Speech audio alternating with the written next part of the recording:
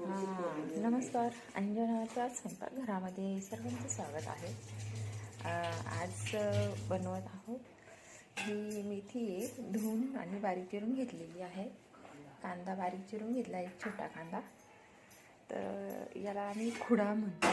म्हणजे तव्यावर असं थोडीशी फोडणी द्यायची, अगदी 5 मिनिटापेक्षा कमी परतायचं आणि हे करायचं काही.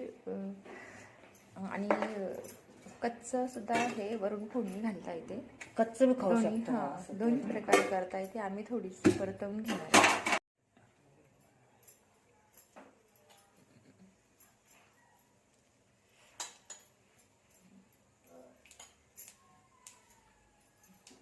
मोहरी तडतडली आहे. मेथीच्या भाजीचं मेथीची कांदा टाकून घ्यायचा बारीक चिरलेली.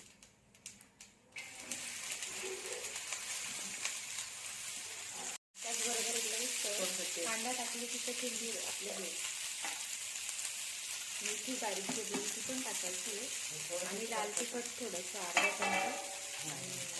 चमचा हे टाकायचं आहे, हळद, मीठ 1 चमचा. हलवट करून घ्यायचं आपल्याला. फार वेळ नाही परतायचं, अगदी थोडंसं हलकंसं, थोडा कच्चेपणा कमी झाला पाहिजे. थोडासा खूप कच्चं नको. कच्चं तेल टाकायच्या ऐवजी थोडं फोडणी दिली.